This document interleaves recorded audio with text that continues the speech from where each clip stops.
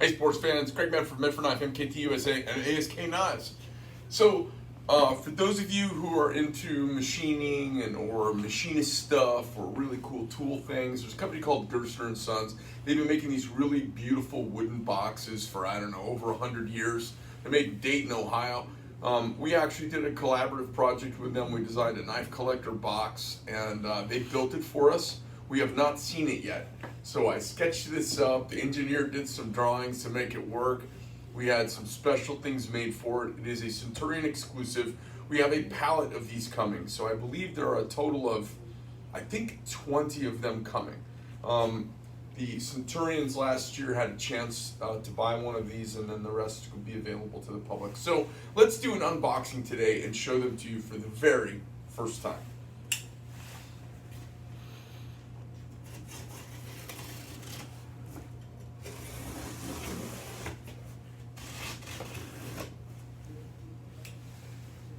Carrying my, what's this thing called? Smooth Criminal? Smooth Criminal Auto, isn't it? Smooth Criminal Auto. I'm digging the shit out of that. It's a pretty cool knife. So if you take a look here, it says Gerstner and Sons, fine wood chests and cases since 1906. There you go. Craftsmanship lives, always made, Dayton, Ohio, USA. Now they also have a line that's made in fucking China, so I'm annoyed about that. But I'm sure it was just they said that it was fast growing and it helped grow this segment, which was probably dying. So as you can see, it's packed in here really nicely. We did a dark walnut box, which is really unique and new. Ooh. This box is so effing cool. Before opening chest, a note of caution. When the top of this chest is unlatched, 2 spring-loaded pins. Okay. Greg is familiar.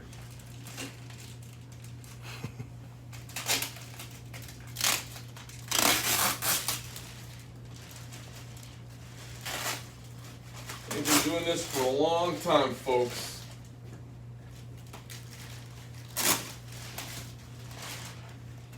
We picked our hardware package that we wanted to go on this. I went with the leather strap top handle, which I really like. Back in the day, when you would apply for a factory job, what would happen is you would walk in with your Gerstner box, and it did a couple of things. It was like for a New York businessman, it was like a power briefcase. It was like that great pair of Italian loafers or a Rolex you might be wearing. In the white collar world. In the blue collar world of hand making stuff, manly men with man hands, you'd show up with your box, and what would happen is you'd interview, and the box was part of your interview. If you showed up with that, it meant I'm fucking ready to work, I got badass tools, and somewhere, somehow, somebody along the way has decided I'm worthy of something this good. And then guys would say, well, let me see your tools, and you'd open up, and you'd see how well a guy takes care of his tools, what kind of tools. You know, is he carrying, absolutely top of the line, or is he carrying kind of off-brand? What's he carrying? And then what would happen is you'd get hired on the spot, you'd walk out with your box to your workstation, put your box up on a tool chest and start working. It was a real part of the interview, and there's a lot of American craftsmanship heritage to this kind of thing, which is why we wanted to do a partnership project with them. So we've got latches all around because we wanted it to be extra secure. It's got a spring-loaded top. The top, oh my fucking God. Take a look at the M logo. They knocked it out of the park, didn't they? So we had these made, we designed these, and I had them made from a company right across the street from us, actually. Isn't that fucking beautiful? Yeah. And then this is set up for fixed blades and sheaths to go here in the top of the box. We did a signature red instead of the typical green. Let's look down inside the box because, oh my God, I'm beside myself right now. It's so fucking cool. So we had the box really set up, you guys, for collectors. So we've got we had these great, oh man, I don't even have my glasses with me today, but I'm kind of worked up. It's pretty cool. So this says, it's got our logo at an angle poking up out of the, built by Gerstner and Sons, Dayton, USA. And then this says, with some bullet holes on it, it says the Dirty Dozen.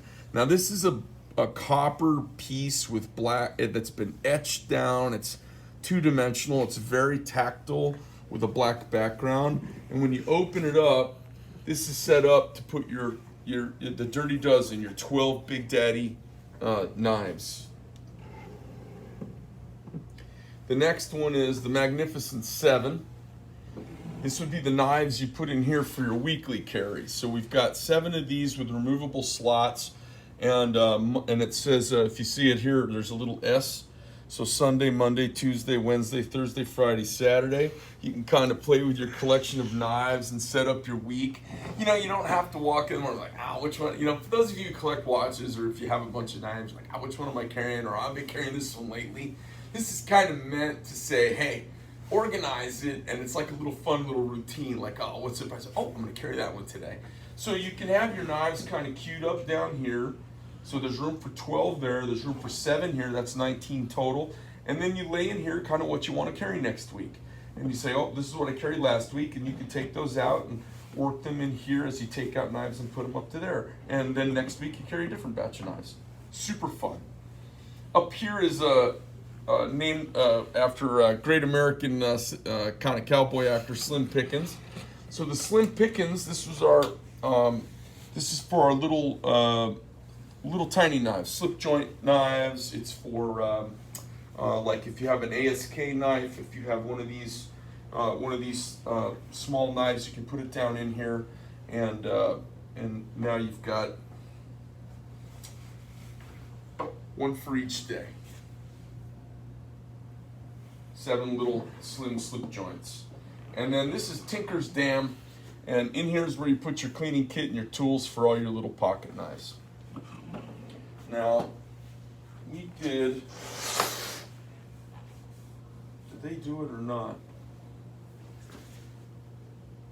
Oh boy, they didn't do my little key slot. Is that on the other side or anything? Let me tilt this thing back. I had come up with kind of a fun little thing, but it looks like maybe they didn't quite do that.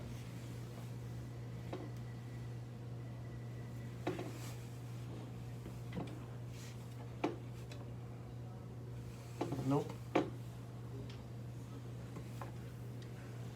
You want to see the whole front. Let's see. All right, well, anyways, you got a couple of keys in here. And then along the top, etched down into the wood here, is a tape measure or a measuring stick so that you can measure how long a knife is, the blade, the handle. And this is really kind of meant, this was inspected by N. Sparks. I don't know if that's Nancy or Nick. And then the top, you know, they usually had a mirror, and that was for going in if you got like something in your eye. Lindsay, you can come in. And this is a high polished stainless steel with our logo on it.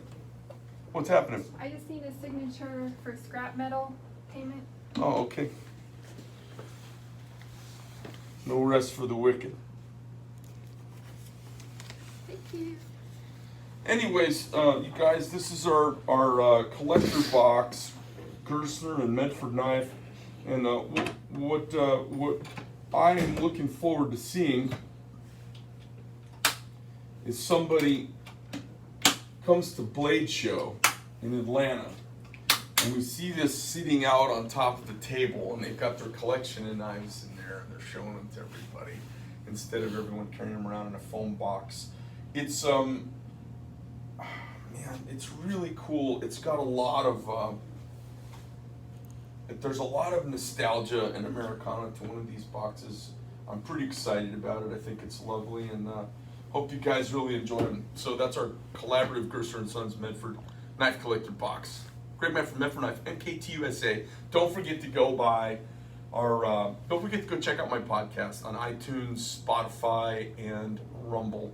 We're out there talking politics and all the stuff that some of you like to hear about that I think and say, and we've got an amazing bunch of guests. It's a hell of a role, and maybe someday we'll get the president of Gerstner in to chat with him. I'm out.